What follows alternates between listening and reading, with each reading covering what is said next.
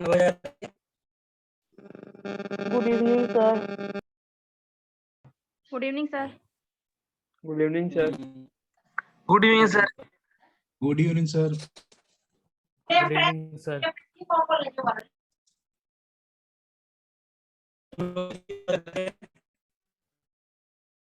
Good evening sir.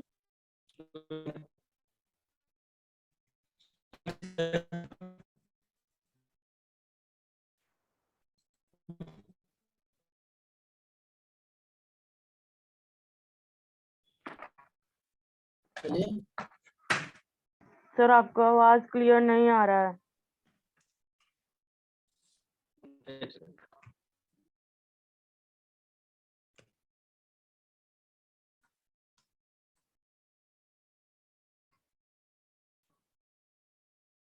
क्या हो गया रूही?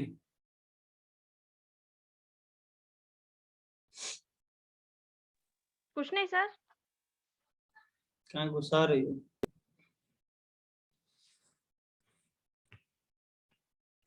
हम्म,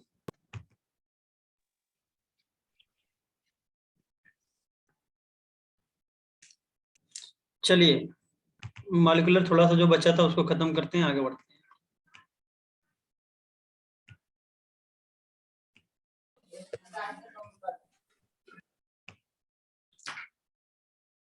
तो हम लोग जेनेटिक कोड पढ़ रहे थे, ये सब चीजें हो गई थी। Mutation and genetic code. तो म्यूटेशन में एक सबसे पहले आता है आपका फ्रेम शिफ्ट म्यूटेशन। जरा देखिए, जैसे एक समझाने की कोशिश किया गया, राम हैज रेड कैप, ये आपके क्या है, जेनेटिक कोड के कोडान्स हैं। इसमें देखो म्यूटेशन में जो फ्रेम शिफ्ट म्यूटेशन होता है, इसमें इंसर्शन भी होता है और डिलीशन भी होता है। एक वर्ड पढ़ना होगा पहले, इंसर्शन एंड डिलीशन। या तो कोई एक जेनेटिक कोडान में जो आपका ऐड हो जाएगा, या तो कोई आपका डिलीट हो जाएगा। जैसे यहाँ पे बी ऐड हुआ है, तो राम हैज BREDCAP। जरा बताओ पहले क्या पढ़ने में होता था, राम हैज रेड कैप। अब क्या पढ़ने में आ रहा है, राम हैज BREDCAP। मतलब कोड जहां पे इंसर्ट किया गया है, पॉइंट ऑफ इंसर्शन से, वहां से रीडिंग की फ्रेम क्या हो गई, पहले जैसे रही कि शिफ्ट हो गई, शिफ्ट हो गई। अब जैसा एक और लेटर ऐड करो, एक और लेटर। तो जब एक या दो लेटर इंसर्ट या डिलीट करते हैं, तो जहां पे इंसर्शन होता है या डिलीशन होता है, वहां से पढ़ने वाला जो फ्रेम था वो शिफ्ट हो जाता है। पहले हम लोग पढ़ते थे राम हैज रेड का, अब वो वैसा पढ़ने में नहीं आ रहा है। जब लेकिन तीन पूरा पूरा कोडान इंसर्ट या डिलीट होता है, तब आपका सिर्फ वही कोडान या तो एडिशनल आ गया या तो चला गया, बाकी रीडिंग फ्रेम वही रहता है। पहले क्या था, राम हैज रेड कैप था ही, एडिशनल आ गया आपका बिग, ये आपका डिलीशन वाला है। तो रेड हट गया, कैप बचा। तो जरा बताइए फ्रेम शिफ्ट म्यूटेशन कब होगा, जब सिंगल या तो दो न्यूक्लियोटाइड या बेस पेयर का क्या हो, इंसर्शन हो या डिलीशन हो। तो the conclusion from the above exercise is very obvious, insertion और डिलीशन ऑफ वन और two bases changes the reading frame from the point of insertion or deletion। One या टू को अंडरलाइन कर लीजिएगा, इंपॉर्टेंट है। However, such mutations are referred to as frame shift insertion या deletion mutation। Insert किया गया तो इंसर्शन, डिलीट किया गया तो डिलीशन। इंसर्शन और डिलीशन ऑफ थ्री और इट्स मल्टीपल बेसेस। अब क्या कहा गया, तीन या उससे ज्यादा बेस को आप अगर इंसर्ट या डिलीट करते हैं इन वन और मल्टीपल कोडान्स, एक कोडान हो, जैसे मान लो बिग था, एक कोडान हो गया, ऐसे एक और तीन बेसिस का कोडान बना लो, तो आपका एक या एक से ज्यादा कोडान या एक से ज्यादा अमीनो एसिड या तो इंसर्ट होंगे या तो डिलीट होंगे। लेकिन देखो लिखा है ना, and reading frame remains unaltered from the that point onwards. लेकिन फ्रेम की रीडिंग जो रहेगी अनअल्टर्ड रहेगी, चेंज नहीं होगी। इसमें क्या होगा, या तो एडिशनल कोडान चले आएंगे, या तो एडिशनल कोडान अमीनो एसिड या तो डिलीट हो गए या तो इंसर्ट हो जाएंगे। बिग वर्ड था तो पूरा पूरा बिग एक नया कोडान आ गया जो एक नए अमीनो एसिड को कोड करेगा।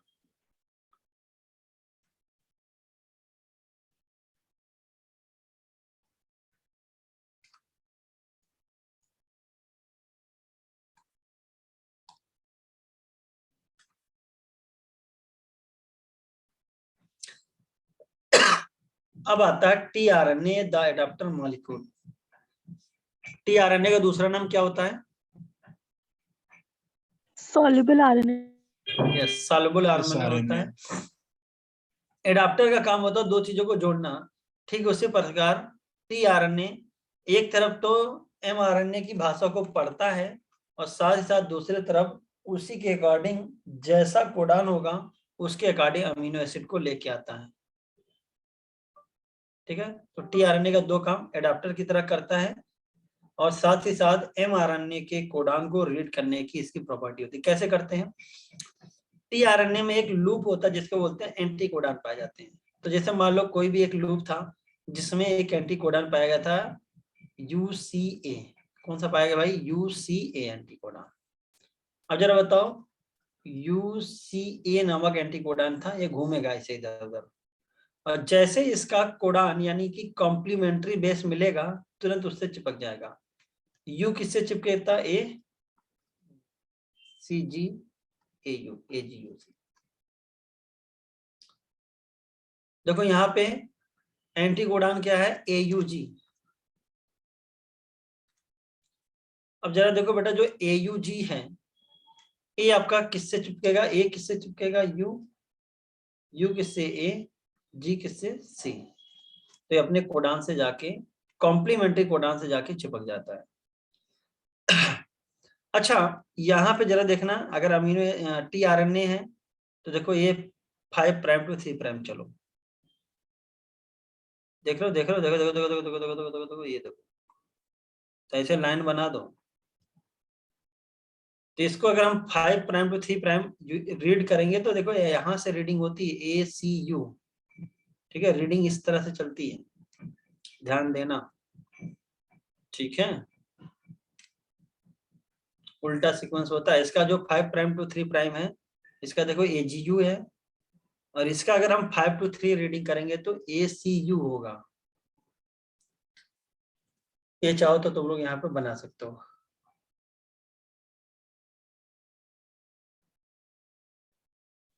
यहाँ से ये इसका पहला है। अब जरा बताओ, इसका एक क्वेश्चन पूछते हैं कि अमीनो एसिड को जो ब्रिंग्स करता है टीआरएनए, वो टीआरएनए के कौन से सिरे से जुड़ता है अमीनो एसिड? तो बेटा थर्ड थ्री डेसिंड से जुड़ता है। यहाँ पे एक जब पहले बनाया जाता था यहाँ पे एक आर्म होता है सीसीए आर्म, वहां से जुड़ता है आपका अमीनो एसिड, या बोलते हैं अमीनो एसिड बाइंडिंग साइट। अच्छा, पहले डायग्राम कुछ और बनता था, हो सकता है किसी की पुरानी बुक हो तो डायग्राम कुछ और बना हो। एक पॉइंट याद कर लीजिएगा आप लोग कि ये जो नया डायग्राम बना है ये कौन सा है? 3D मॉडल है। और 3D मॉडल कौन सा होता है? L shaped.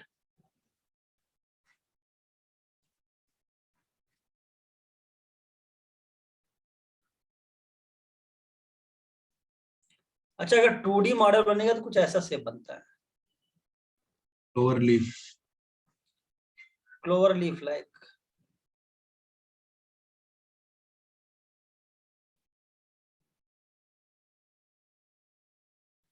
ठीक है ना, कुछ ऐसा बनता है, क्लोवर लीफ लाइक मॉडल बनता है जब अगर 2D मॉडल बनेगा तो। tRNA has an anticodon loop that has bases complementary to the code. Code के कॉम्प्लीमेंट्री होता है। और याद कर लीजिएगा, रूल ऑफ कॉम्प्लीमेंटरिटी ही आपका बहुत काम आता है। और रूल ऑफ कॉम्प्लीमेंटरिटी का मतलब ये नहीं होता है कि सेम। रूल ऑफ कॉम्प्लीमेंट्री का मतलब होता है एडेनिन के सामने ग्वानिन, ग्वानिन के सामने एडेनिन, सॉरी एडेनिन के सामने थाइमिन या यूरासिल, और ग्वानिन के सामने साइटोसिन या साइटोसिन के सामने guanine. Amino acid acceptor end to which it binds the amino acid, और एक अमीनो एसिड एक्सेप्टर एंड होता है, कौन सा एंड होता है? 3' एंड। अब इसके बाद एक क्वेश्चन और बनता है कि जैसा कोड होगा उसके अकॉर्डिंग उस पे एंटी कोडान होगा, और वही वाला एंटी कोडान आपका अपने कोडान से पेयर कर ले जाएगा हाइड्रोजन बॉन्डिंग की तरह। तो जरा बताइए, अमीनो एसिड, टीआरएनए और एमआरएनए, ये सब मिलके कौन सी प्रक्रिया करते हैं? ट्रांसलेशन। तो ट्रांसलेशन को इनिशिएट करने के लिए, एक बार क्वेश्चन आ चुका 2020 में भी, ट्रांसलेशन को इनिशिएट करने के लिए यहाँ पे there is another specific tRNA that is referred to the initiator tRNA. अगर ट्रांसलेशन को इनिशिएट करना होगा तो उसका टीआरएनए कैसा होगा? स्पेशल होगा। क्यों स्पेशल होगा जरा बताओ? क्योंकि आपका इनिशिएटर कोडान क्या होता है? एयूजी। तो इसको रखने वाला जो आपका एंटी कोडान होगा वही क्या कर सकता है? ट्रांसलेशन को इनिशिएट कर सकता है। There are no tRNA for stop codon. अब जो स्टॉप कोडान होते थे यूएजी, यूजीए, यूएए, इसके लिए कोई भी टीआरएनए है ही नहीं। जब भी एमआरएनए में अगर स्टॉप कोडान आ जाएगा तो कोई टीआरएनए उससे जुड़ेगा ही नहीं। जब जुड़ेगा नहीं तो आगे की प्रोटीन सिंथेसिस नहीं होगी, रुक जाएगी। मतलब सर इनिशिएटर टीआरएनए में यूएसी होना चाहिए। हाँ हाँ हाँ हाँ हाँ, इससे जोड़ो जरा। ए से करेगा यू, यू से करेगा ए, जी से करेगा सी, तो यूएसी। अरे हो गया 5 प्राइम, ये हो गया आपका 3 प्राइम। ठीक है? Yes, sir. Yes sir. The secondary structure of tRNA has been depicted that looks like a clover leaf. In actual structure, the tRNA is compact molecule which Inverted L. looks like inverted L. L जैसा दिखेगा वो भी उल्टा। Translation. Translation refer to the process of polymerization of amino acid to form a polypeptide. The order and sequence of amino acid are defined by the sequences of bases in the mRNA. mRNA में जैसे जैसे codon लगे होंगे उसके according आपका amino acid आता चला जाएगा। The amino acids are joined by a bond which is known as peptide bond. दो अमीनो एसिड दो बॉन्ड से जुड़ते हैं, उसको बोलते हैं peptide bond. NH2 C R1 COOH, याद करो पहला अमीनो एसिड हो गया, दूसरा NH2 H, दूसरा अमीनो एसिड COOH। Water तो निकल पहला, जाएगा। हाँ वाटर निकल जाता है। पहला अमीनो एसिड दूसरे अमीनो एसिड से कंडेंसेशन रिएक्शन करेगा, वाटर निकल जाएगा। अब बनेगा क्या जरा देखो, NH2 CH R CO, इसका OH तो हट गया और इसका H हट गया तो क्या बना? CONH।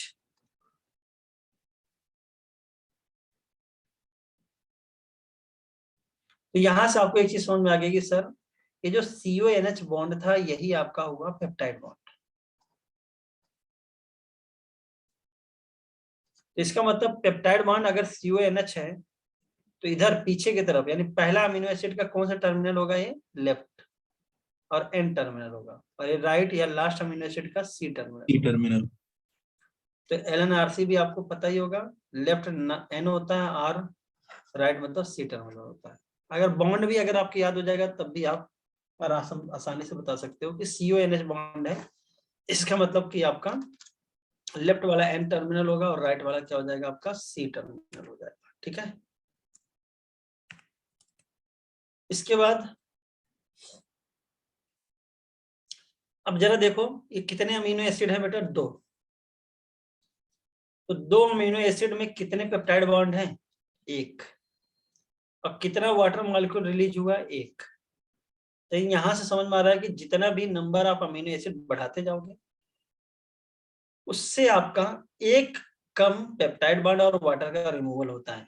जरा बताइए अगर N-1 अगर 100 अमीनो एसिड है तो कितने पेप्टाइड बॉन्ड बनेंगे?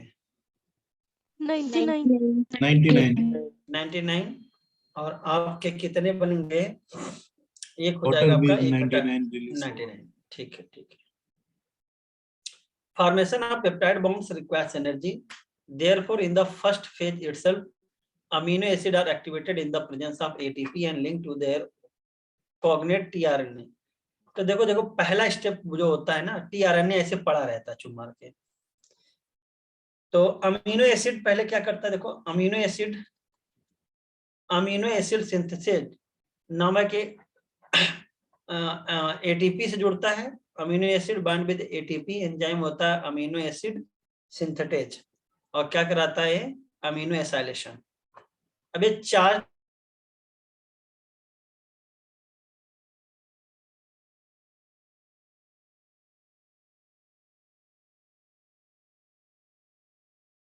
खड़ा है, लेकिन बेचारा सुस्त पड़ा हुआ है। जैसे सवारी आई बैठी कि चलो भैया लेके चलो, तो अमीनो एसिड क्या है? सवारी बनती है इसकी, टीआरएनए की। तो चार्ज अमीनो एसिड जब आता है टीआरएनए से जुड़ता है तो टीआरएनए चार्ज हो जाता है। कहता है कहाँ लेके चले? कहते चलो वहीं पे जहाँ पे राइबोसोम और एमआरएनए मिलेगा। ठीक है, तो पहला स्टेप क्या होता है? चार्जिंग ऑफ टीआरएनए या अमीनो एसाइलेशन ऑफ टीआरएनए। तो अमीनो एसिड जाके जुड़ता है ना, इसलिए क्या बोल देते हैं? Amino acylation of tRNA. चूंकि ये एटीपी के खर्चा से बनता है तो चार्जिंग भी बोल सकते हैं। और हर अमीनो एसिड का ट्रांसफर आरएनए लगभग अलग होता है। ठीक है। If two such charged tRNA are brought together close enough, the formation of peptide bond between them would be favored energetically. The presence of a catalyst would enhance the rate of peptide bond formation. अच्छा बताओ, amino acid कितने प्रकार के होते हैं? 20 types के।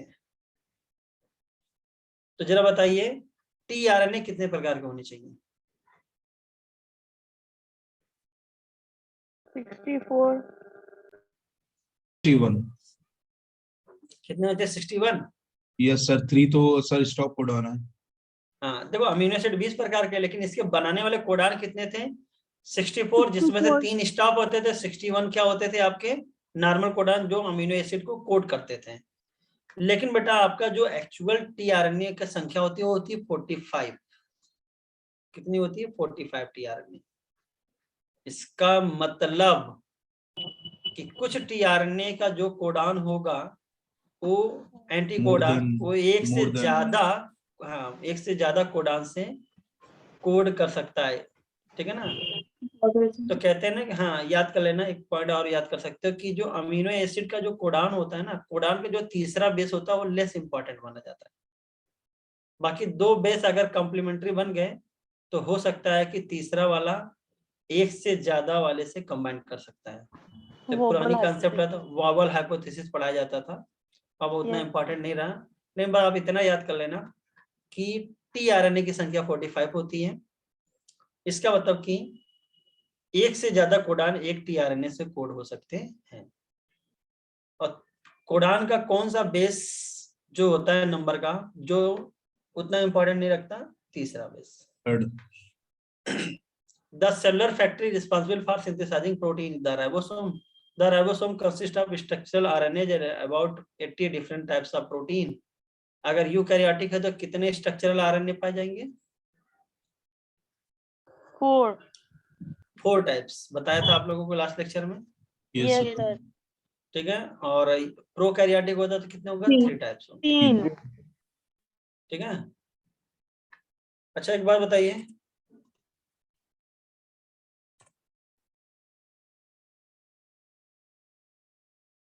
it exists as 2 subunit, a large subunit and a small subunit. When the small subunit encounter an mRNA, the process of translation of the mRNA to protein begins. पहले mRNA से कौन सा पार्ट आके जुड़ता है? Larger subunit की smaller subunit? तो पहले जुड़ता है स्मॉलर सबयूनिट, फिर उसके बाद आता है लार्जर सबयूनिट जुड़ता है। और अमीनो एसिड में अमीनो जो राइबोसोम्स होते हैं इसमें 2-3 साइड होते हैं। वैसे तो 2 आपको याद होना चाहिए, एक होता है ए साइड और एक होता है पी साइड। पहला अमीनो एसिड किस साइड पे आएगा? ए साइड पे, और दूसरा किस साइड पे आता है? P side. फिर ये आगे बढ़ता जाएगा तो दूसरा वाला खसक के किस पे आ जाएगा, ए पे, तो कौन सा खाली हो जाएगा, P side. There are two sites in the large subunit. The subsequent amino acids to bind and thus be close enough to each other for the formation of peptide bond. The ribosomes also act as a catalyst. और ये बहुत बार पूछा गया है भाई। 23S ribosomal RNA in bacteria is the enzyme ribozyme. तो मैंने उस दिन आपको बताया ही था कि 23S मतलब कि ये बैक्टीरिया वाला है कि यूकैरियोट का है। Bacterial. Bacteria 23S 16S and 5S बताया था ना ये। Yes, और sir. 8 वाले होते तो किसमें पाए जाते थे, eukaryote. Eukaryote. A translational unit in mRNA is the sequence of RNA that is flanked by the start codon and stop codon. तो आपको UTR. पता होगा ट्रांसलेशन उसी का होगा जो AUG यानी पहला कोडन स्टार्ट कोडन होगा और लास्ट में या तो UAA आ जाएगा, UGA आ जाएगा या UAG आ जाएगा। फिर हमने कहा कि mRNA तो नंगा पुंगा जाता नहीं था, याद करो। mRNA जब जाता था ना तो AUG से पहले भी कुछ कोडान पाए जाते हैं कहा जाता है और स्टॉप कोडान के बाद भी कोडान पाए जाते हैं। लेकिन आपको पता ट्रांसलेशन तो स्टार्ट होगा यहाँ से, रुक जाएगा यहाँ पे। इसका मतलब जो यहाँ वाला है, अगर मैं कलर चेंज करके बनाऊं, ये जो यहाँ वाला है और जो यहाँ वाला स्टॉप कोडान के बाद वाला, यानी before start codon and after stop codon.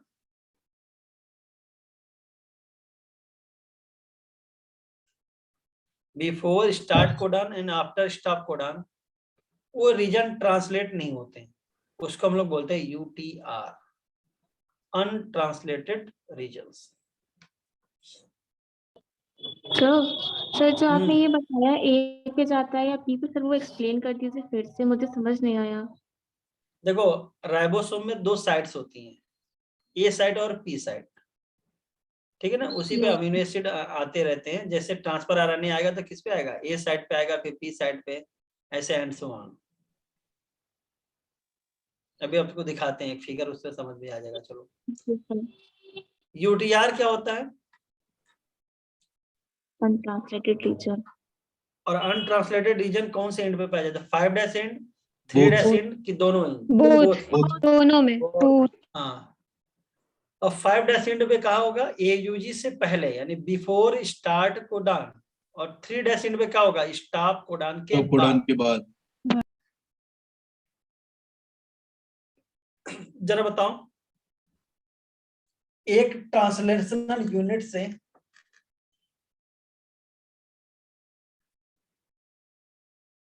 तो अच्छा क्वेश्चन है, एक ट्रांसलेशनल यूनिट से 300 अमीनो एसिड बनते हैं। कितने अमीनो एसिड, 300 अमीनो एसिड बनते हैं। और इनमें यूटीआर जो है वो है आपका बेटा 300, यूटीआर कोडान जो है वो 300 है। तो जरा बताइए टोटल नाइट्रोजनस बेस कितने होंगे, 3600। कितना हो जाएगा, 3600। 3600। सबका यही आया। तो हमने क्वेश्चन दिया है कि mRNA की यूनिट है ट्रांसलेशनल, उससे बने हैं 300 अमीनो एसिड।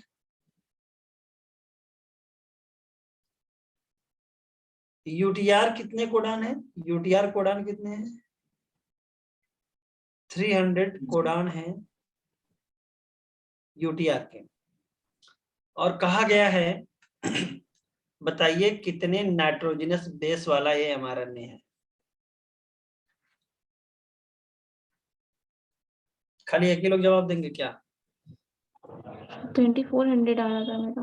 3600। 3606। 3606। अच्छा चलो हम बना के देखते हैं, चलो देखते हैं भाई। तो 3597।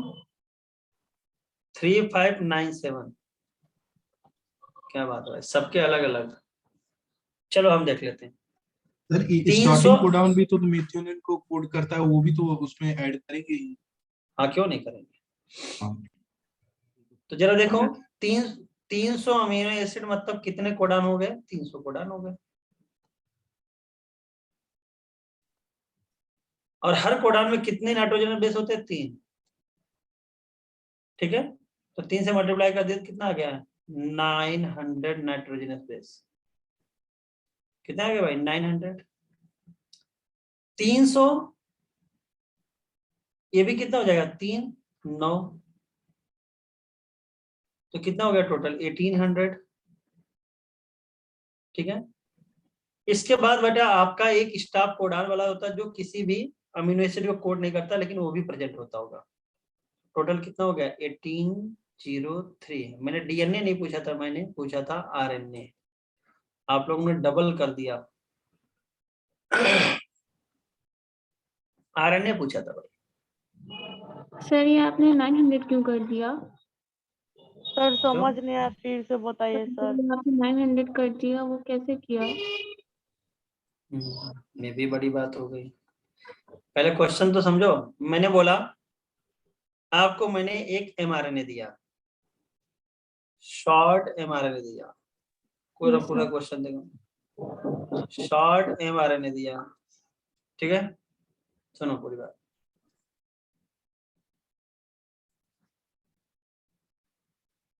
अब इस एमआरएनए से प्रोटीन बनाया आपने, और प्रोटीन कितने अमीनो एसिड का है, 300 अमीनो एसिड का। और इस एमआरएनए में जो यूटीआर अनट्रांसलेटेड रीजन है, उसमें कितने कोडान है, 300 कोडान्स हैं।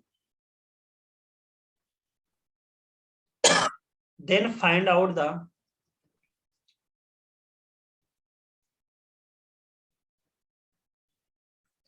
Number of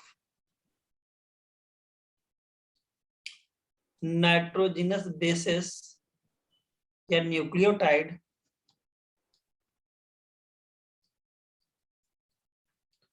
in given RNA. बनाइए। देखो हमारे पास ये इंफॉर्मेशन है, आपको पता है बेटा यूटीआर अनट्रांसलेटेड रीजन है, 300 कोडान है। तो एक कोडान में कितने नाइट्रोजनस बेस होते हैं, 3। 3। ठीक है, तो यूटीआर में कितने कोडान है, 300। तो कितने से मल्टीप्लाई कर दोगे, 3 से, तो टोटल क्या आ जाएंगे, 900। 900 नाइट्रोजनस बेसिस हो गए यूटीआर के। एक अमीनो एसिड में, इसका मतलब एक कोडान होगा, और एक कोडान में कितने बेस होते हैं, 3। तो इसको भी 3 से मल्टीप्लाई कर दोगे, कितना हो गया, 900।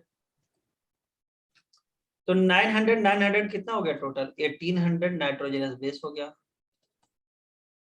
लेकिन बेटा आपको पता है यहाँ पे एक होगा स्टॉप कोडान, यूएजी, यूजीए, यूएए, जो किसी अमीनो एसिड को कोड नहीं करता, और साथ ही साथ एक इसका पार्ट होता है आपका यूटीआर का भी पार्ट नहीं होता है, नहीं होता, आफ्टर होता है ना, यूटीआर का भी पार्ट नहीं होता है। इस वजह से इसको भी तो जोड़ोगे तो टोटल कितना हो जाएगा, 1803। अब क्लियर हो गया सबको? यस। Yes, sir. हाँ, तो ध्यान से देख के लगा देना।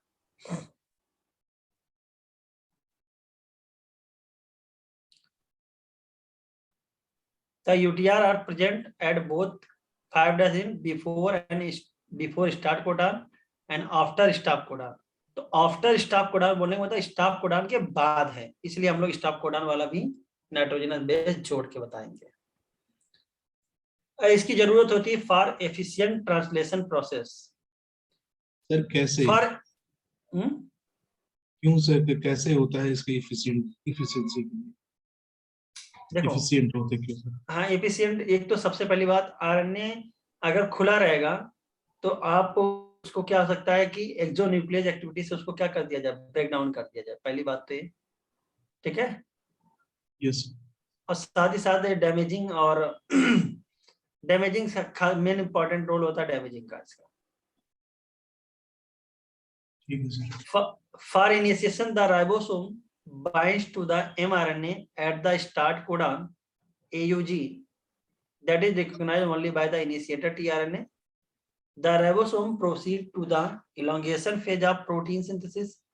तो पहले हो गया इनिशिएशन, फिर अब ऐसे ऐसे सबके सामने जैसा जैसा कोडान वैसा वैसा ट्रांसफर आरएनए आके जुड़ता चला जाएगा, प्रोटीन की चेन बढ़ती चली जाएगी।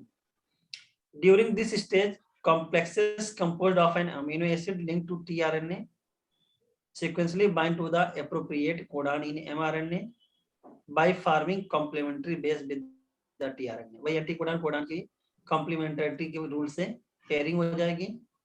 The ribosomes moves from codon to codon। अच्छा, mRNA ऐसे पड़ा रहता है, ये राइबोसोम इसको क्या करता है, यहाँ से यहाँ कोडॉन से कोडॉन चलता रहता है, mRNA ऐसे पड़ा रहता है। Amino acids are added one by one, translated into polypeptide sequence dictated by DNA and represented by mRNA। DNA ने ऐसा कोड बना के भेजा था जो दिखा रहा था mRNA। At the end, a release factor bind to the stop codon। जब स्टॉप कोडॉन पे जाएंगे तो वहां पे उसका कोई भी tRNA नहीं आएगा, तब डीएनए कहेगा भैया आप क्या रुके कि चले जाएं। तो वहां पे कुछ फैक्टर आते हैं जिसको बोलते हैं रिलीजिंग फैक्टर, जो टर्मिनेट कर देते हैं translation and release the complete polypeptide from the ribosome. तो initiation, elongation and termination, 3 term होते हैं आपके प्रोटीन सिंथेसिस में। इनिशिएशन वाला जुड़ने वाला, आगे बढ़ने वाला, और उसके बाद जब स्टॉप कोडॉन पे पहुंचेगा तो वहां पे कोई भी टीआरएनए नहीं आता है, तो रिलीजिंग फैक्टर रिलीज होते हैं जो क्या कर देते हैं, टर्मिनेट कर देते हैं ट्रांसलेशन को। आपकी एनसीईआरटी के अकॉर्डिंग काफी कम हो गया, पहले बहुत सारी चीजें बताई जाती थी, इवन ये भी बताया जाता था कि प्रोकैरियोट में कितने रिलीजिंग फैक्टर चाहिए, यूकैरियोट में कितने रिलीजिंग फैक्टर चाहिए, अलग अलग रिलीजिंग फैक्टर भी जरूरत होती थी, इनिशिएशन फैक्टर भी चाहिए होता था। अब वो रह नहीं गया तो उतना जरूरत नहीं रही। रेगुलेशन ऑफ जीन एक्सप्रेशन, तो जरा बताइए, रेगुलेशन करने का मतलब होता है जैसे मान लो तुम्हें किसी के घर में एंट्री मारनी हो और उसमें कई स्टेप हो जहां पे आपको रोका जा सके, आप कहोगे ठीक है, यानी कई दरवाजे लगे हों या कई जगह पे प्रोसेसिंग हो सके।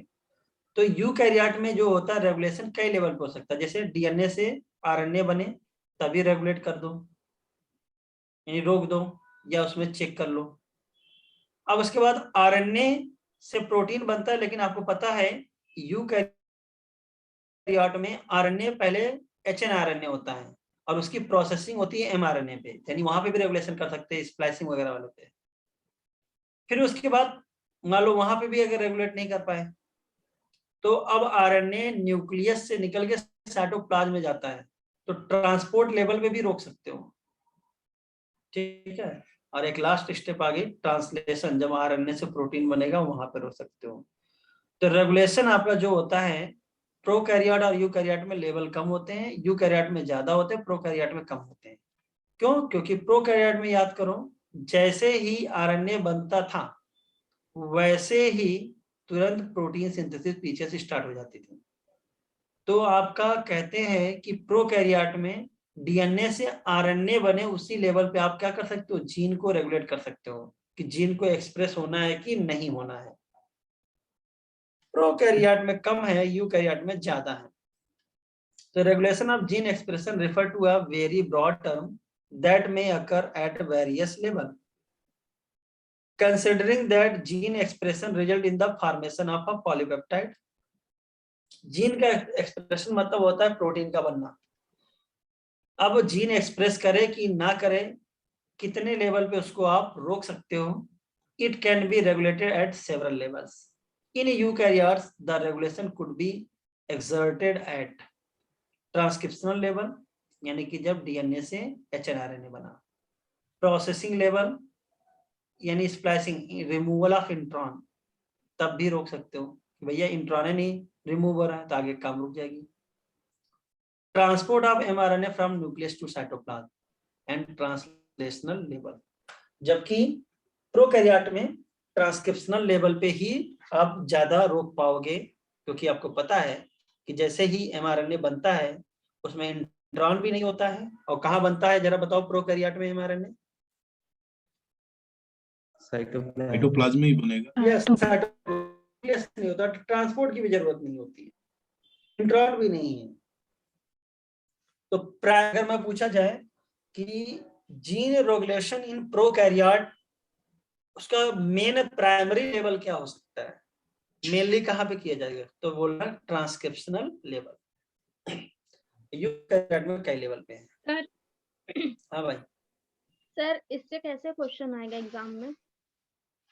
ये तो बोला क्वेश्चन यही आएगा कि प्रोकैरियोट और यूकैरियोट में जीन एक्सप्रेशन किस किस लेवल पे रोक सकते हो। तो यूकैरियोट में ज्यादा लेवल है, डीएनए से आरएनए बनता है वहां पे रोक सकते हो। आरएनए में जो आपका इंट्रॉन्स है उसके रिमूवल यानी स्प्लाइसिंग लेवल पे रोक सकते हो।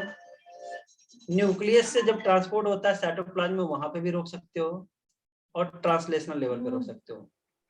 लेकिन अगर प्रोकैरियोट की बात करें तो प्रोकैरियोट में आप मेन किस लेवल पे रोकोगे, ट्रांसक्रिप्शनल लेवल पे।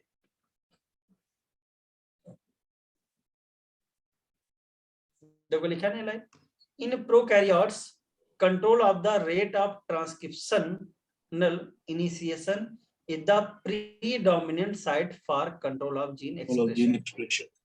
क्योंकि जैसे ही आपको पता होगा कि प्रोकैरियोट में साइटोप्लाज्म में ही डीएनए से आरएनए बनता है, तो जो आरएनए बना होगा उसमें तुरंत प्रोटीन सिंथेसिस हो सकता है, स्टार्ट हो जाए, तो रोकना मुश्किल हो जाएगा।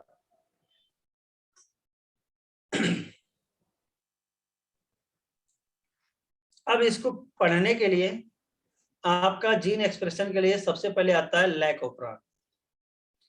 तो लैक ओपरान में आपको अगर जीन का रेगुलेशन देखना है तो लैक ओपरान चलता है ई कोलाई बैक्टीरिया में।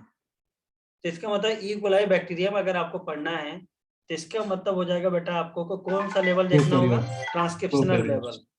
प्रोकैरियोट है ना, तो कौन सा लेवल रोकना होगा, ट्रांसक्रिप्शन, यानी यहाँ पे आरएनए ही नहीं बनेगा। ठीक है, आरएनए बनेगा ही नहीं, तो हमें किसको बना रोकना होगा, आरएनए को। आरएनए बनेगा तो जीन एक्सप्रेस हो जाएगा, और आरएनए नहीं बनेगा तो जीन एक्सप्रेस नहीं होगा।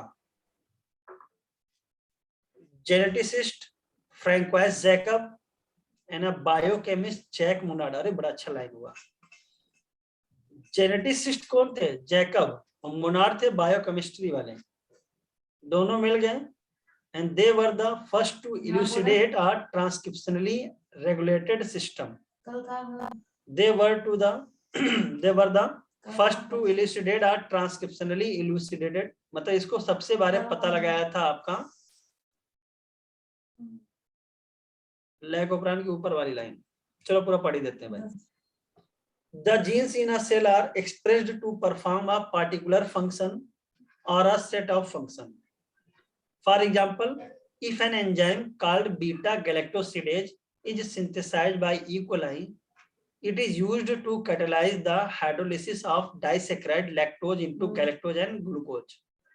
कहा गया, सुनो कहा गया कि देखो जीन क्या काम करता होगा। जीन से बनता है प्रोटीन, और प्रोटीन बनता है एंजाइम।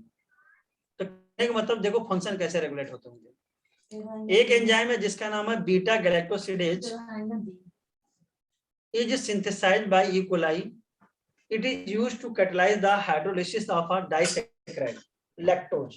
लैक्टोज क्या होता है भाई, मोनोसैकेराइड की डाइसैकेराइड, और जो लैक्टोज नामक डाइसैकेराइड है इसमें आपका दो मोनोसैकेराइड पाए जाते हैं, गैलेक्टोज एंड ग्लूकोज। ये भी याद रखिएगा। The bacteria use them as a source of energy.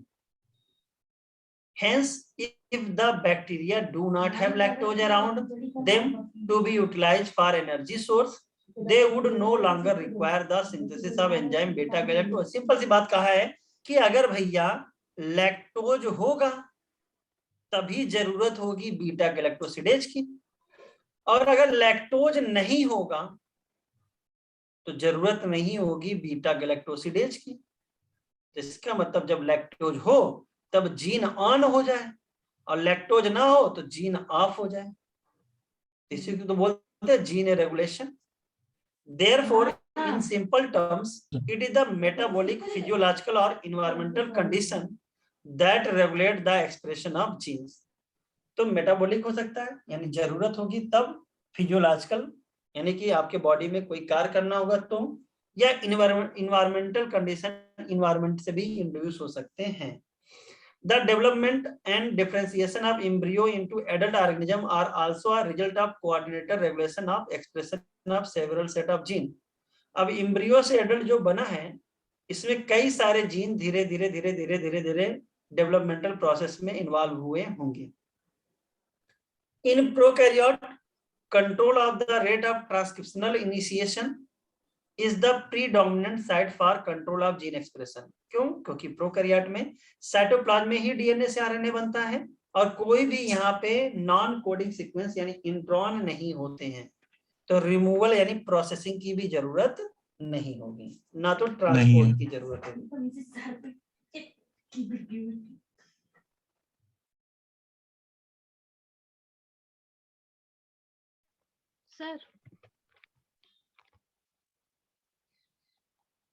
Sir हाँ बेटा. सर इस चैप्टर का भी फिलिंग द ब्लैंक्स बना के दे दीजिए हम लोगों को. तो बोलो अभी दे दें, हमें क्या है, अभी करा दे. नहीं सर पहले पढ़ा लीजिए ये वाला, ये तो वैसे भी. सर हम कर लेंगे, आप डिस्कस कर दीजिएगा. तुम ही लोग करोगे, हम कहाँ करते हैं. तो अभी ये बताएं कि सीधे फिल इन द ब्लैंक दें. नहीं सर, ये तो कंप्लीट कर लीजिए सर पहले. वो मैं बोल सर ये रही हूँ, चैप्टर खत्म कर दीजिए तब. हाँ इसीलिए तो हमने इस सर ये चैप्टर पूरा नहीं तो अभी पढ़वाइए, सर ये चैप्टर पूरा पढ़ाइए, डीएनए फिंगरप्रिंटिंग भी. हाँ ये पूरा ये पढ़ा बता लीजिए, डीएनए दीजिए। फिंगरप्रिंटिंग तक वो फिल द हाँ तभी ब्लैंक्स, आराम से पढ़ा रहे, तो ठीक इसलिए है. बोल रही हूँ कि क्वेश्चन प्रैक्टिस हो जाएगा.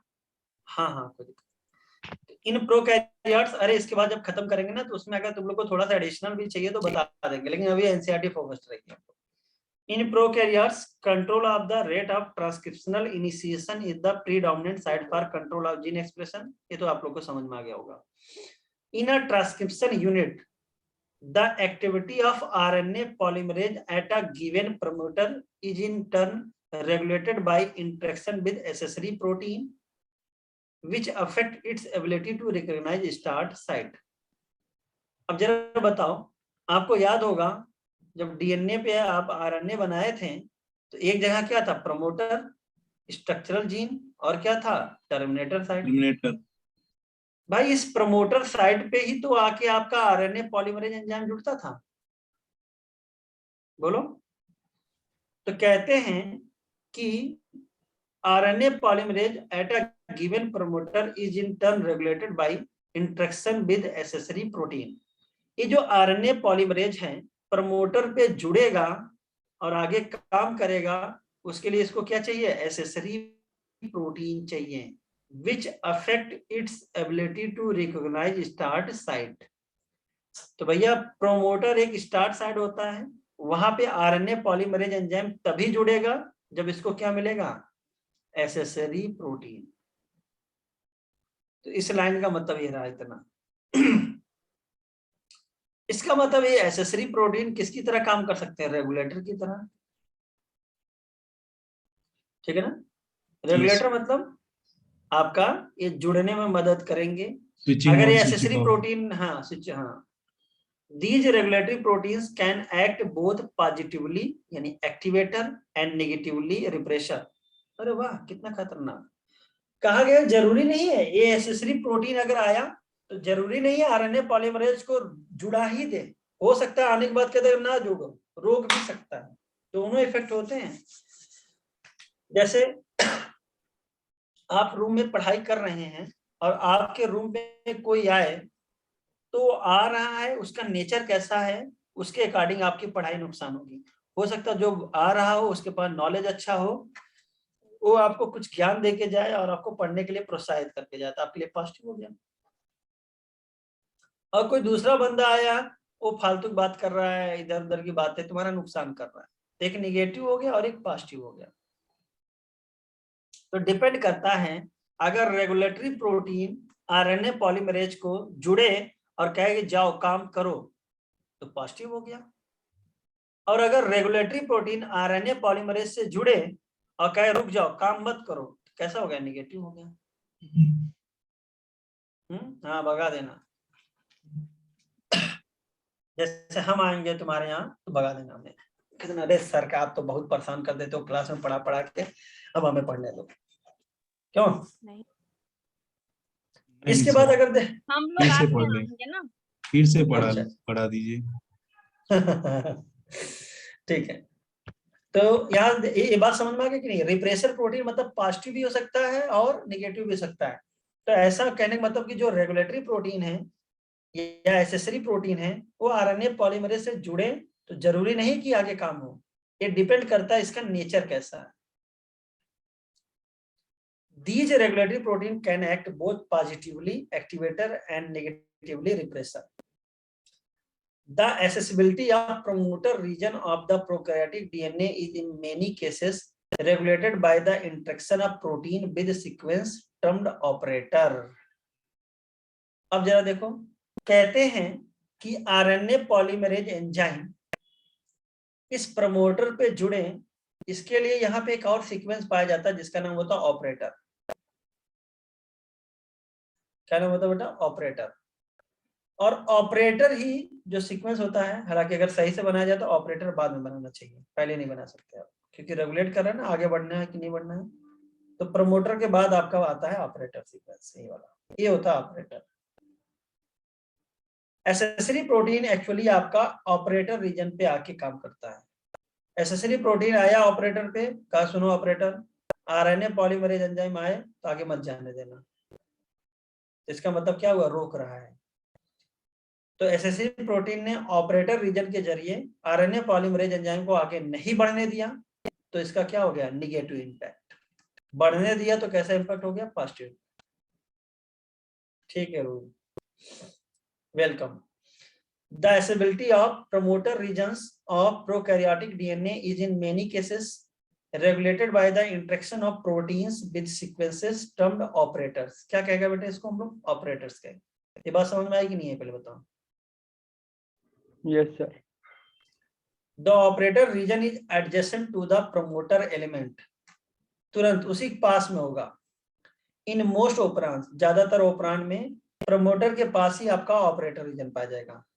And in most cases, the sequences of operator bind a repressor protein. Operator से कौन जुड़ता है बेटा? रिप्रेसर प्रोटीन आके जुड़ जाती है अगर ये आरएनए पॉलीमरेज को रोकना होगा। Each operand has its specific operator and specific repression. तो हर ऑपरेटर का एक स्पेसिफिक क्या होता है? ऑपरेटर होता है, और उससे जुड़ने वाला रिप्रेसर प्रोटीन होता है। सबका अलग अलग होता है।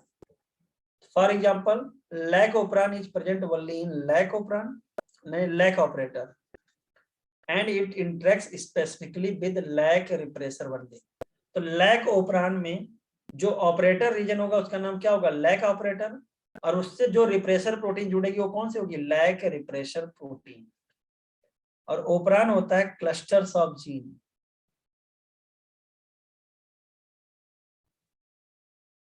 तो जब ग्रुप ऑफ जीन मिलके एक काम करते हैं उसको बोलते हैं ओपरान्स।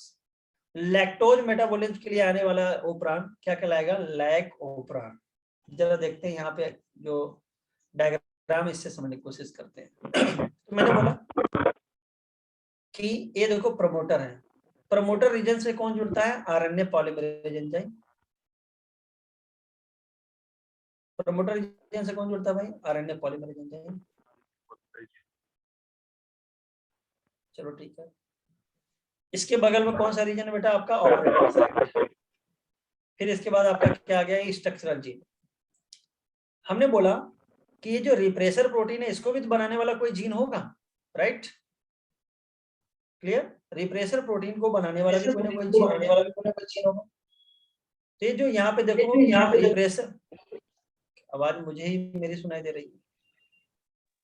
तो यहाँ पे देखो बेटा, आपका जो ये लैक आई जीन होता है, इसको बोलते हैं लैक आई जीन, क्योंकि लैक आई रिप्रेसर बताया था। तो लैक आई जीन से बनेगा रिप्रेसर एमआरएनए, और इसी से बन जाएगा आपका रिप्रेसर प्रोटीन। और ये जो रिप्रेसर प्रोटीन होगा ये बाइंड कर जाएगा ऑपरेटर रीजन से। अच्छा, इसका नाम है रिप्रेसर।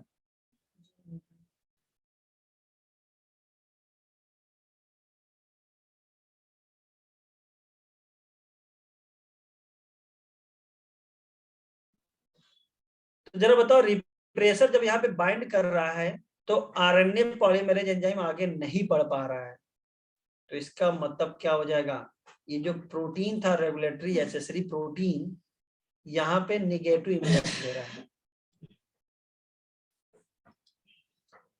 और ये कब हुआ, इन एब्सेंस ऑफ इंड्यूसर, यानी लैक्टोज के एब्सेंट में।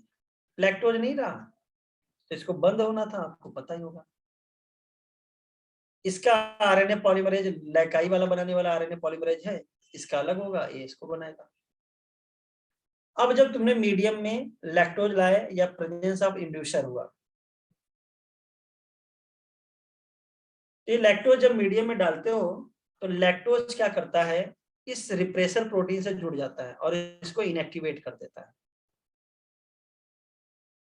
अब जैसे ही रिप्रेसर प्रोटीन इनएक्टिव हो गया, ऑपरेटर से नहीं जुड़ेगा, आरएनए पॉलीमरेज एंजाइम को जगह मिल गई आगे बढ़ने की, क्योंकि इसका प्रोटीन नहीं जुड़ा है रिप्रेसर, ये आगे बढ़ जाएगा। जब आरएनए पॉलीमरेज आगे बढ़ जाएगा तो जैसा जैसा जीन होगा वैसा वैसा एमआरएनए बना लेगा। तो यहाँ पे जीन होते हैं ZYA, ये स्ट्रक्चर जीन है। तो इससे जो एमआरएनए बनेगा, तो जेड वाले से जो एमआरएनए बनता है उससे जो प्रोटीन बनती है उसका एंजाइम होता है बीटा गैलेक्टोसिडेज, वाई वाले से बनता है परमीएज, और ए वाले से बनता है ट्रांस एसिटाइलेज। और तीनों के एक एक फंक्शन है। बीटा गैलेक्टोसिडेज क्या करता है, लैक्टोज को ब्रेक डाउन करता है किसमें, गैलेक्टोज एंड ग्लूकोज में, राइट। यस परमीएज मेम्ब्रेन की परमेबिलिटी बढ़ा देता है, जिससे मीडियम में जितना भी लैक्टोज हो सब इक्वलाई के सेल के अंदर आ जाए, और ये ट्रांस एसिटाइलेशन करता है। जब मीडियम में सारे लैक्टोज को ब्रेक डाउन कर लिया जाता है तो मीडियम में लैक्टोज खत्म, अब इसको फिर बंद होना होगा।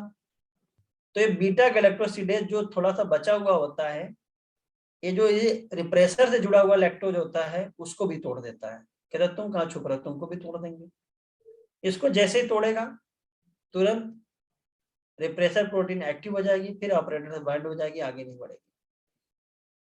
सर इंड्यूसर कहाँ से आता है? बेटा इंड्यूसर आप डालोगे, मान लो ये जो इकोलाई बैक्टीरिया है, लैक्टोज प्रेजेंट रहेगा सिस्टम में।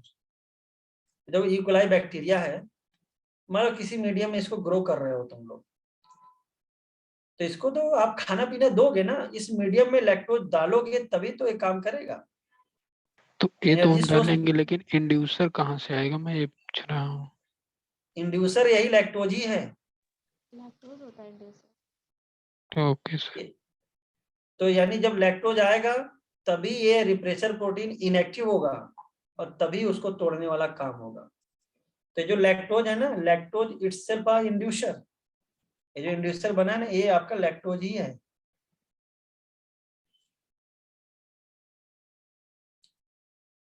ठीक है। यस तो यहाँ पे जरा बताओ, रिप्रेसर प्रोटीन का रेगुलेशन कैसा दिख रहा है, पॉजिटिव की नेगेटिव? Sir positive. नीचे पॉजिटिव। अच्छा, कोई आया और तुम्हें काम करने से रोके तो तुम्हारे लिए पॉजिटिव है? सर नेगेटिव है। नेगेटिव बेटा।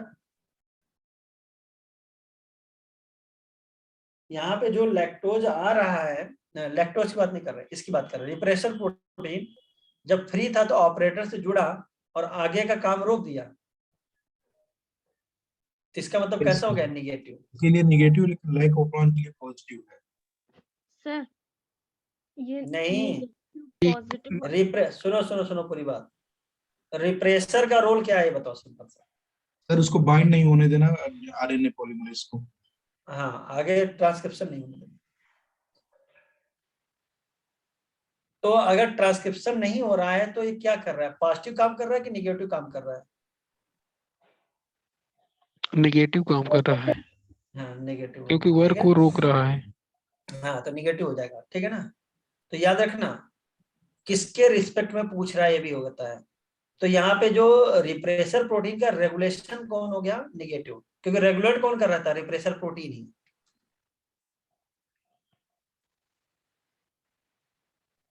प्रत्युष बेटा, जो आपने सेकंड वाले फिगर में बताया ना, यहाँ पे तो जुड़ ही नहीं रहा है। तो जब जुड़ ही नहीं रहा तो यहाँ पे जैसे नहीं होता है, जैसे ऐसे समझो एक बंदा जो तुम्हें क्या करता है, काम करने से रोकता है, तो लोगों ने कहा कि यार इसको पकड़ लो, हाथ पैर पकड़ लो इसका, जा ना पाए। जाएगा तो काम करने से रोक देगा। थोड़ा देर इसको काम कर लेने दो। तो लैक्टोज जब ढेर सारे आते हैं तो लैक्टोज ही में से एक कहता है इसका पकड़ पैर यार, नहीं तो हमको तोड़ने नहीं देगा, लैक्टोज टूटना है, पकड़ लेते हैं इसको, जुड़ ही नहीं पाएगा, तो क्या होगा, काम हो जाएगा। जब सारे लैक्टोज टूट जाते हैं तो ये वाला लैक्टोज कहता है सब टूट गए, कहता है रुको छोड़ दें इसको, छोड़ देगा, जुड़ जाएगा, अपना टूट जाएगा ये भी। अच्छा, एक क्वेश्चन बनता है यहाँ से कि अगर मीडियम में हम लोग ग्लूकोज दें, लैक्टोज ना देके क्या देते, ग्लूकोज, तो क्या लैक ओपरान ऑपरेट होगा कि नहीं होगा? नहीं होगा सर, निगेटिव नहीं फीडबैक। होगा, नेगेटिव नहीं है, होगा ही नहीं, क्यों नहीं होगा जरा बता इंड्यूसर रहे नहीं होगा। हैं। हाँ, इंड्यूसर उसका लैक्टोज ही होगा। क्यों लैक्टोज होगा? अरे लैक्टोज भाई and allolactose, lactose. Lactose and allolactose. लेकिन देखो सुनो क्यों ऐसा हुआ, क्योंकि आपको पता है कि लैक्टोज को तोड़ के क्या बना रहे हो, ग्लूकोज एंड गैलेक्टोज, और जो बना रहे हो वो डायरेक्ट अगर मीडियम में दे दिया जाए तो ये लैक उपरांत चलाने की जरूरत ही क्या है, राइट? तो याद रखना ये क्वेश्चन बनता है, व्हेन मीडियम में क्या दिया गया क्या नहीं दिया गया। यहाँ पे ये वाली लैक्टोज लाइन आया बता तो दीजिए। कौन सी, नीचे वाली? हाँ, ये ऑन और ऑफ कैसे हो रहा है, switch on and of of open on. कहाँ से, ये जो लैक्टोज से पढ़ना है क्या? हाँ सर। देखो, lactose is the substrate for the enzyme beta galactosidase. Beta galactosidase जिस सबस्ट्रेट पे काम करता है उसका नाम है lactose, and it regulates switching on and off the operon. देखो कैसे रेगुलेट कर रहा है, जब लैक्टोज आया तो किससे जुड़ गया, रिप्रेसर प्रोटीन से। रिप्रेसर प्रोटीन अब ऑपरेटर से नहीं जुड़ी, ट्रांसक्रिप्शन हो गया, ऑन हो गया। लैक्टोज ने हट गया, लैक्टोज जैसे हटा, रिप्रेसर प्रोटीन फ्री, किससे जुड़ जाएगी, ऑपरेटर से, ट्रांसक्रिप्शन रुक जाएगा। तो अपने आप को तुम समझ लो लैक्टोज हो तुम, और तुमको एक बंदे को पकड़ लिया पैर तो आगे जा नहीं पा रहा है तो काम हो जाएगा, और अगर बंदे का पैर छोड़ दिया तो आगे चला गया तो काम रोक देगा। तो यहां से क्लियर हो गया कि लैक्टोज आपका ऑन एंड ऑफ करने में रोल प्ले करता है, क्योंकि रिप्रेसर प्रोटीन तो हमेशा ऑपरेटर जुड़ने से उसकी संभावना बनी रहेगी। लैक्टोज आ गया तो टांग पकड़ लिया उसका, लैक्टोज हट गया तो टांग हट गया। Clear? Yes. Yes sir. Hence it is termed as inducer।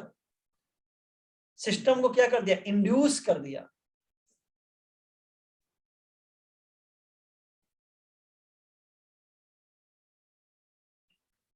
In the absence of a preferred carbon source such as glucose, if lactose is given or provided in the growth medium of bacteria, the lactose is transported into cell through the action of permease।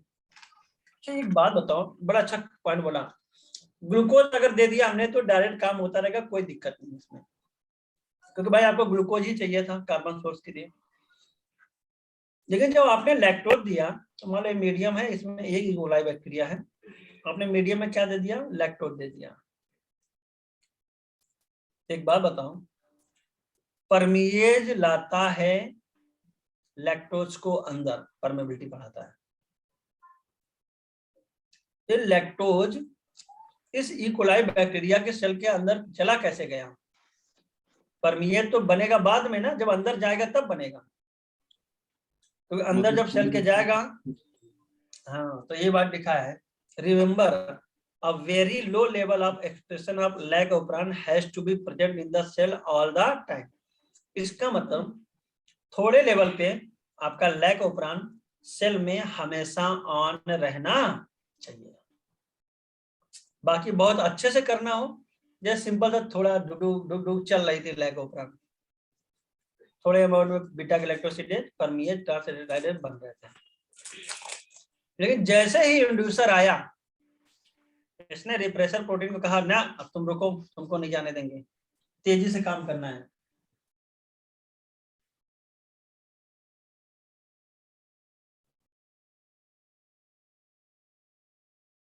तेजी से काम करना है, इसलिए क्या हो जाएगा बेटा, आपका रोक दिया जाएगा, रिप्रेसर प्रोटीन काम आगे बढ़ जाएगा। तो बेटा एक पॉइंट याद रखना कि थोड़े से अमाउंट में जो लैक ओपरान होती है हमेशा ऑपरेट रहती है, जिससे इसके अंदर परमिएज हमेशा बनता रहा होगा। तो जो भी लैक्टोज मीडियम आप डालोगे फटाफट फटाफट फटाफट ई कोलाई बैक्टीरिया के अंदर चला जाएगा। The lactose then induces the operon in the following manner. The repression कई जनरेशन तक हम ग्लूकोज ही देते रहे तो फिर उसके बाद लाइक ओवरान स्टार्ट हो सकता है, ग्लूकोज मीडियम से हटा दिया जाए तो? क्यों नहीं होगा, वो तो जीन है ना उसका। ठीक है, जीन भूल थोड़ी नहीं जाएगा अपनी भाषा। भाई जीन को तो बनाया गया है उसी काम के लिए। कैसे बनाएगा जरा देखो, बता रहे तुम्हें क्यों बनाएगा, क्योंकि जो रिप्रेसर प्रोटीन है हमेशा बनेगा और ये हमेशा इससे जुड़ा रहेगा। वेट किसका कर रहा है, इंड्यूसर का। जब भी तुम दे दोगे तो रोक देगा। The repressor the operon is synthesised all the time, हमेशा क्या रहता है, ऑन रहता है रिप्रेसर वाला ऑपरान। इसीलिए देखो ये जो रिप्रेसर जीन था उसका जो प्रमोटर है उसके बगल में कोई ऑपरेटर नहीं दिखाया गया है, मतलब इसको रोकने वाला कोई नहीं, ये हमेशा बनेगा। अच्छा कभी कभी सीक्वेंस पूछ लेते हैं, पीपोजिया, ठीक है, promoter lac I gene, promoter operator ZYA structural gene, ये पूरा लैक ऑपरान है। हालांकि ये जोड़ के दिखा गया है, एक्चुअली में ये वाला जो होता है ना प्रमोटर और लैक आई जीन अलग होता है और ये आपका अलग होता है।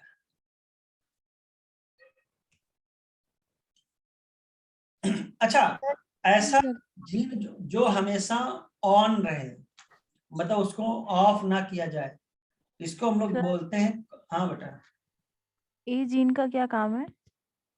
कौन सा जीन, ए वाले का? ए से बनता है ट्रांस एसिटाइलेशन करता है। सर मतलब फंक्शन। ट्रांस एसिटाइलेशन फंक्शन है उसका, ठीक है। बहुत ज्यादा बारे उसके बारे में भी नहीं पता है, बस ये याद कर सकते हो, helps in trans acetylation from the I gene. The repressor proteins bind to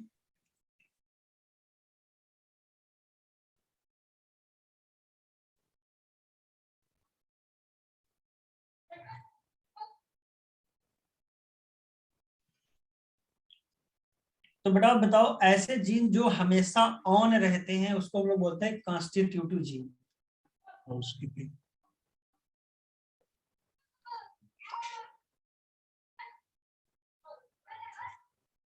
जैसे बताओ किसी भी सेल में रेस्पायरेशन करने वाले जीन बंद होने चाहिए कि चलने चाहिए?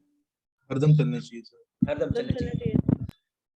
तो कहते हैं कॉन्स्टिट्यूटिव जीन है, हमेशा ओपन रहते हैं। और सेल का क्या करते हैं, ख्याल रखते हैं, तो उसको बोलते हैं हाउस कीपिंग जीन भी बोलते हैं।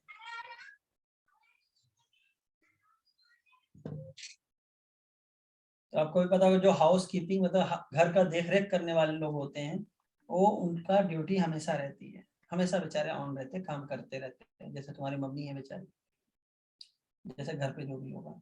The repressor protein binds to the operator region of the operon and prevent RNA polymerase from transcribing the operon। बहुत अच्छी लाइन लिखी है। The repressor protein binds to the operator region, और ओपरान को रोक देगा क्योंकि RNA polymerase ट्रांसक्राइब नहीं कर पाएगा ओपरान को। In the presence of the inducer such as lactose and allolactose, the repressor is inactivated by interaction with the inducer। पैर पकड़ लेगा। This allows RNA polymerase access to the promoter। अब RNA polymerase को access मिल जाएगा promoter से जुड़ने का और आगे बढ़ जाएगा। And transcription proceed। Essentially, regulation of lac operon can also be visualized as regulation of enzyme synthesis by its substrate। Remember, glucose या galactose cannot act as inducer for lac operon। क्यों नहीं करेगा, जरा कोई बताए। सर वो वही बना ही रहे हैं तो उसका अरे वही तो बन रहा है, तो कहाँ फालतू को करोगे। गैलेक्टोज और ग्लूकोज तो इसका प्रोडक्ट है, वो डायरेक्ट दे दोगे तो कौन फालतू काम करना चाहेगा। Can you think for how long the lack operand would be expressed in the presence of lactose? क्योंकि जब तक लैक्टोज जुड़ा रहेगा इनएक्टिव एक्सप्रेस होता रहेगा। तब तक होता है। रिप्रेसर प्रोटीन वाला जैसे गया वैसे ही आपका बंद। Regulation of lac operand by repressor is referred to as a negative regulation. कौन सा रेगुलेशन होता है बेटा? नेगेटिव होता है। Lac operand is under control of positive regulation as well as, but it is beyond the scope of discussion at the this level. एक होता है ना ट्रिप्टोफान ऑपरेंड, तो वहां पे ट्रिप्टोफान ऑपरेंड में बेटा ना जब रिप्रेस जब प्रोटीन जुड़ती है तभी काम होता है, तो पॉजिटिव रेगुलेशन होती है। इवन तुम्हारा ये जो तुम्हारा लैक्टोज वाला मेटाबॉलिज्म होती है ना, उसमें भी एक और पॉजिटिव प्रोटीन जुड़ती है तो काम हो जाता है। पहले हम लोग पढ़ाते थे लेकिन अब जरूरत भी नहीं है। ये निगेटिव वाला ही समझ जाए इतना तो आदमी 3 ऑपरेंड पढ़ा देगा तो आदमी का तो काम ही वाला निकल जाएगा। तो रेगुलेशन ऑफ लैक ऑपरेंड, यहाँ पे जो रिप्रेसर प्रोटीन वाला था एक ऐसा था आपका निगेटिव।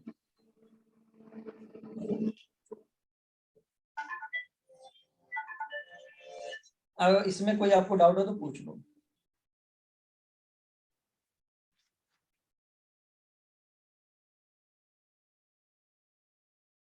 देख लो एक बार थोड़ा सा, क्योंकि अच्छा पॉइंट बन सकते हैं। हालांकि क्वेश्चन तो निकाल ले जाते हो आप लोग।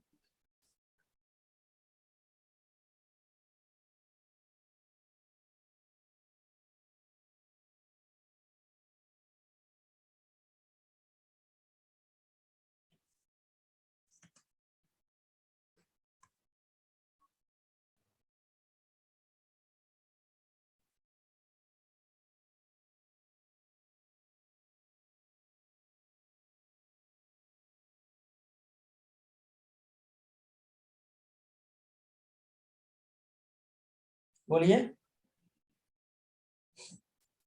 हो गया सर।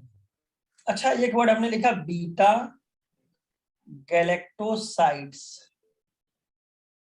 इसका मतलब क्या हुआ?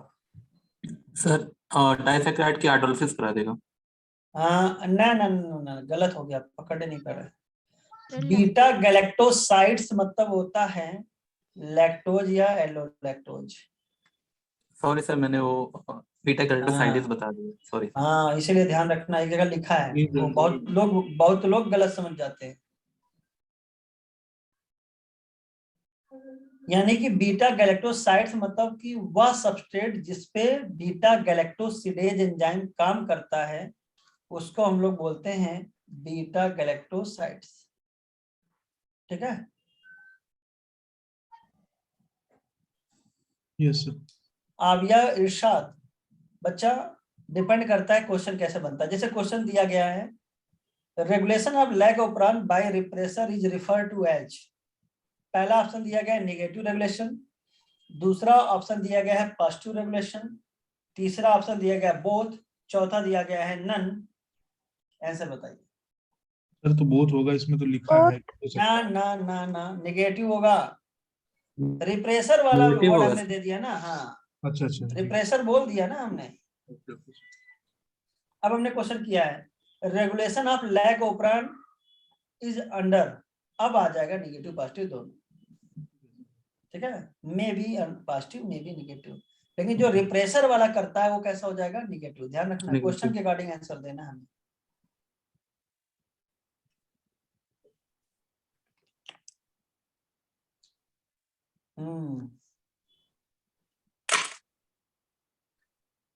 बाकी चीजें तो इसमें से आ सकती है आपको। चलो, ह्यूमन जीनोम प्रोजेक्ट फटाफट इसको।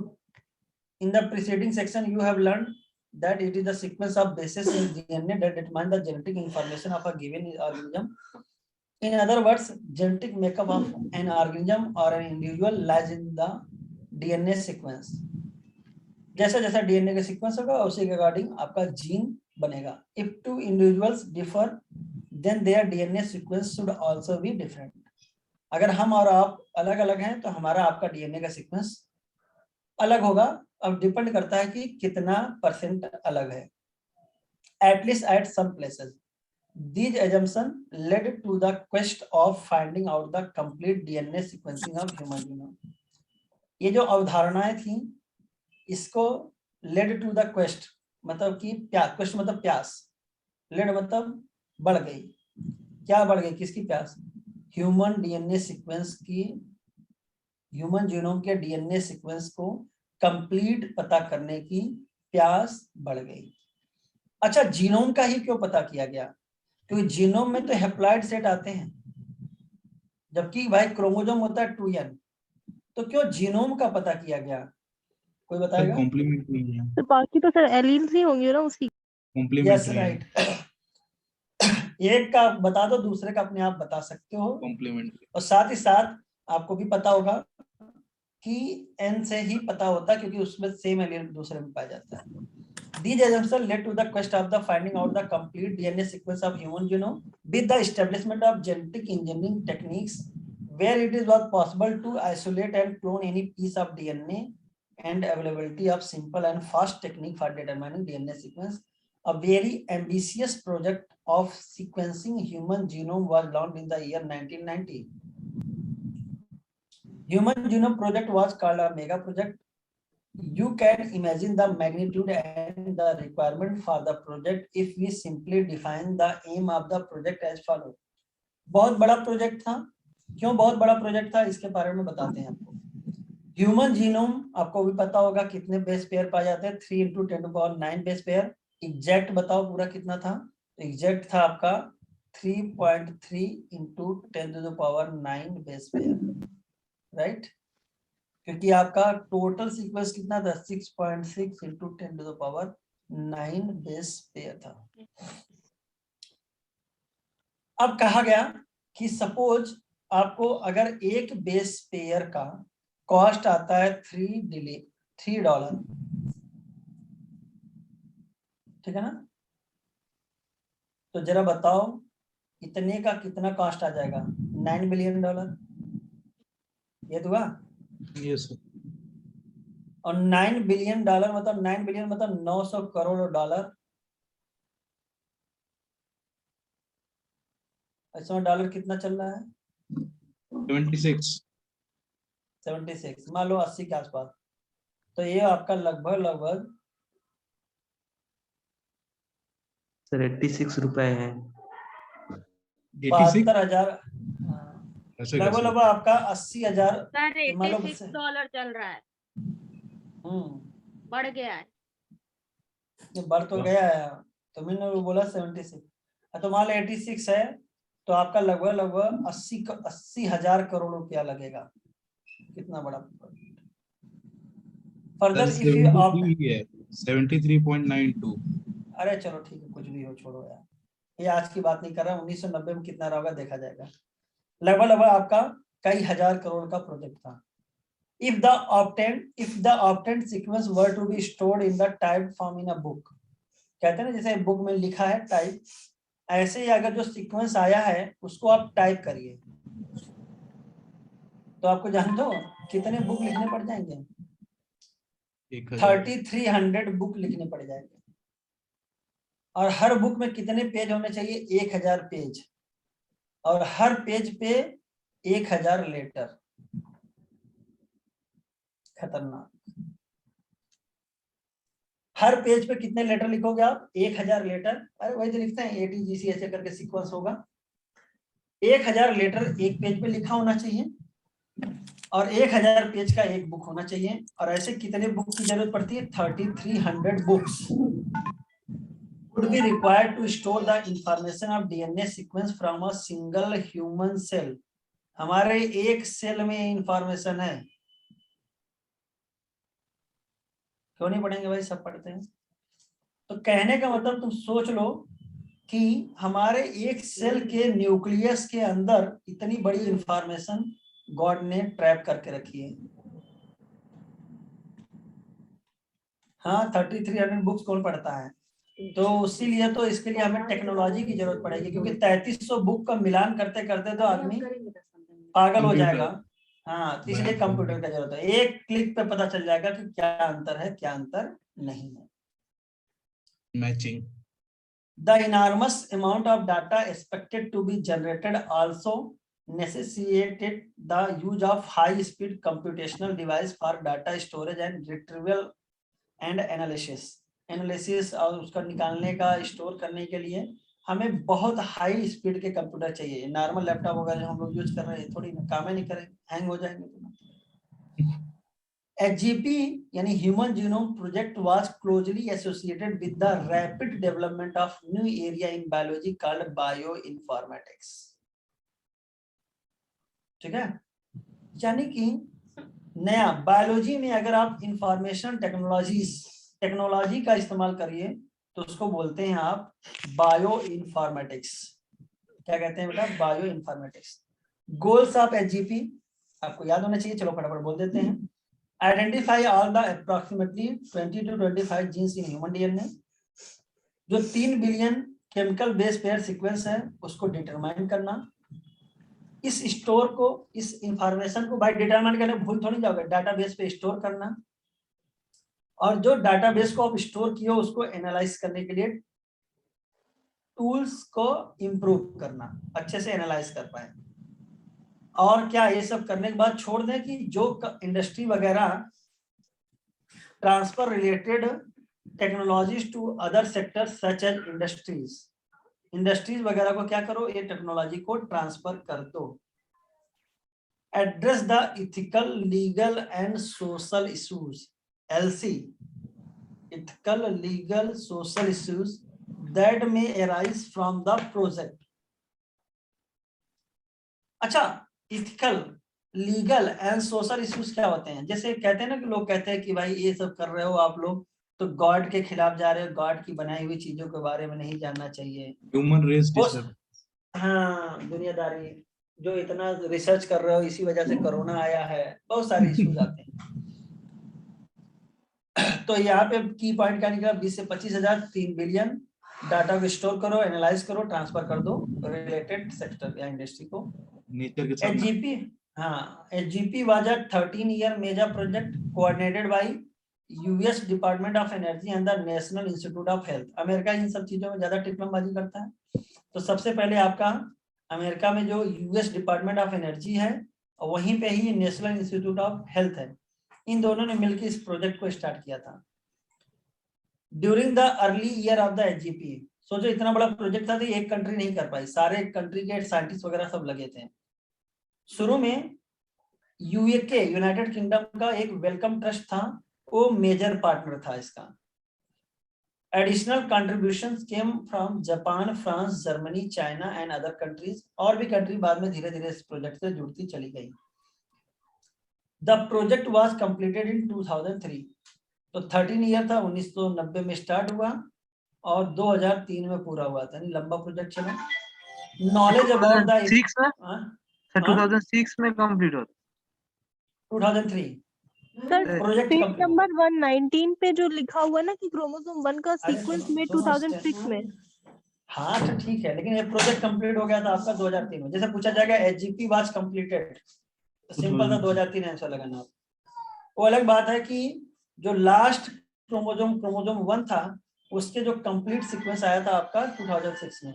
अब सबसे ज्यादा जीन कहाँ पे होते हैं? क्रोमोसोम नंबर 1 पे ही होते हैं, ये भी पता होगा। ऐसे नॉलेज अबाउट, 2003 में। हाँ, knowledge about the effect of DNA variation among individuals can lead to revolutionary new ways to diagnose, treat and someday prevent the thousands of disorders that affect human beings। जैसे देख लो, मेरा मान लो मेरा DNA sequence, normal DNA sequence सबको पता है, मेरे में कोई ऐसी बीमारी आ गई कि जो किसी को समझ में नहीं आ रही, तो मेरे DNA की सीक्वेंसिंग करके इससे मैच करा दिया जाएगा, जो भी डिफरेंस होगा हमें पता चल जाएगा, अरे देखो यहाँ वाला जो जीन है ये बीमारी कर रहा है। डायग्नोस कर देगा, हो सकता है ट्रीटमेंट भी कर सकते हो। Beside providing clues to understanding human biology, learning about non-human organisms, कहने का मतलब ऐसा नहीं कि खाली ह्यूमन पार्ट पे किया गया था, ऐसे ऑर्गेनिज्म जो नॉन ह्यूमन थे उसमें भी DNA sequencing can lead to an understanding of their natural capability that can be applied towards solving challenges in healthcare, agriculture, energy production, environmental remediation। जैसे मान लो हमें पता चला कि कोई भी प्लांट है, इसका इतना बड़ा जीन रिस्पॉन्सिबल होता है, जैसे बायोडीजल बनाया जाता है जैट्रोफा प्लांट से, तो ऐसे कहते हैं ना कि कोई भी चीज पता चल जाएगा। जैसे मान लो इससे बीमारी होती है, इससे बीमारी बचती है, तो हमें पता चल जाएगा वो जीन का डायरेक्ट हमारे बॉडी में इंट्रोड्यूस कर दो कि हमें वो बीमारी नहीं होगी, दवा ववा खाने की जरूरत नहीं है। Many non human model organisms such as bacteria, yeast, Caenorhabditis elegans, a free living non pathogenic nematode, कई बार बता चुके हैं आप लोग को। ड्रासोफिला, प्लांट में rice and Arabidopsis etc have also been sequenced। तो बैक्टीरिया का, ईस्ट का, निमेटोड का, ड्रासोफिला का, प्लांट में राइस का और एराबिडोप्सिस का, इनका भी सीक्वेंसिंग किया जा चुका है। ये जो नॉन ह्यूमन मॉडल्स होते हैं। मेथोडोलॉजी क्या होती है इसमें? दो मेथोडोलॉजी आती है, एक होती है ESTs और एक होता है सीक्वेंस एनोटेशन।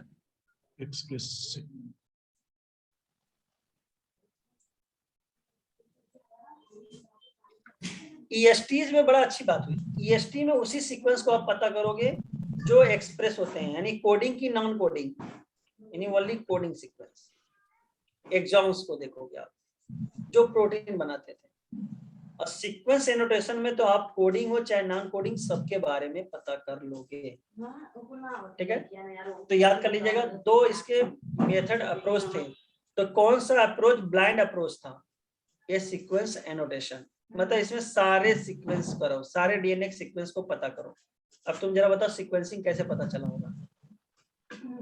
इसमें भी आया रूल ऑफ कॉम्प्लीमेंटरिटी। जरा देखो कैसे, एडेनिन, थायमिन, गुआनिन, साइटोसिन जैसे ये है। अगर तुम्हें ये पता करना है कि ये सीक्वेंस ATGC है तो तुम कुछ मत करो, नाइट्रोजनस बेस भेजो। और कैसा वाला भेजो बेटा आप? Radio active. ऐसा भेजो रेडियो एक्टिव। और रेडियो एक्टिव, हर एक रेडियो एक्टिव तो आपको पता होगा उसका अलग अलग प्रकार का विजुअलाइजेशन होता है। तो जैसे मान लो एडेनिन होगा तो इसके कॉम्प्लीमेंट्री क्या होगा? थायमिन। थायमिन का क्या होगा? एडेनिन। गुआनिन का क्या होगा? साइटोसिन। साइटोसिन का क्या होगा? गुआनिन। तो आप समझ जाओगे कि अगर यहाँ पे सीक्वेंस TACG है तो यहाँ पे क्या होगा? ATGC होगा। तो बस कुछ नहीं करना है तुम्हें, न्यूक्लियोटाइड को कैसा बनाना है? रेडियो एक्टिव न्यूक्लियोटाइड भेजते चले जाओ। हर बेस के सामने उसका क्या आ जाएगा? कॉम्प्लीमेंट्री बेस जुड़ता चला जाएगा। तो तुम्हारे पास एक न्यूक्लियोटाइड का जो रेडियो एक्टिव बार कोडिंग आ जाएगी। कलर के हिसाब से समझ लो, मान लो रेड कलर तुमने एडेनिन के लिए रखा था, ब्लू कलर तुम्हारे लिए थायमिन के लिए था, ग्रीन कलर तुम्हारे लिए साइटोसिन के लिए था, येलो कलर तुम्हारे गुआनिन के लिए था। तो जो कलर का सीक्वेंस आता चला जाएगा वही आपका बेस का होगा और उसका कॉम्प्लीमेंट्री तुम्हारा रियल सीक्वेंस होगा। तो सीक्वेंसिंग ऐसे पता की जाती है।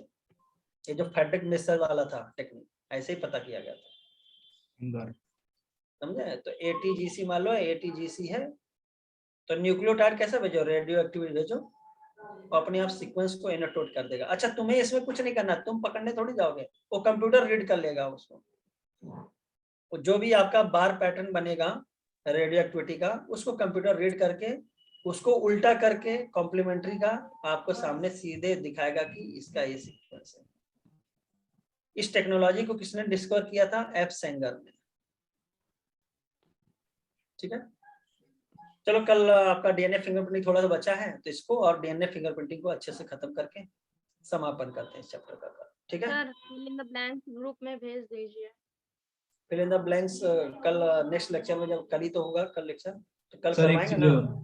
हाँ सर, ये मैं कह रहा हूँ कि सर NCERT बेस्ड आपके पास क्वेश्चन हो तो जो सर लाइन वाइज तो दे दीजिए, हम सॉल्व कर देंगे।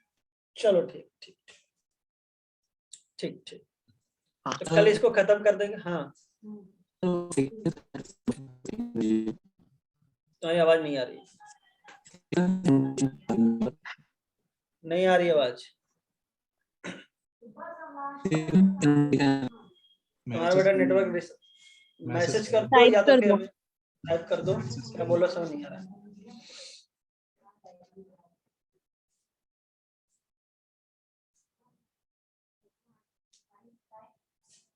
चलो अच्छा ठीक है, जो भी होगा मैं व्हाट्सएप कर देना या ग्रुप में डाल देना। Thank you. Sequence annotation, sequence annotation बेटा ब्लाइंड अप्रोच होता है ऋषभ, जिसमें आप इंट्रॉन और एक्सॉन सारे सीक्वेंस को पता करोगे, और ईएसटीज में सिर्फ वही सीक्वेंस पता करोगे जो प्रोटीन बनाते हैं, यानी कि एक्सॉन्स का। ठीक है, ठीक है sir, good night, thank you. Good night का अभी रात काम लीजिए। Thank you sir. चलो bye bye. Thank you sir.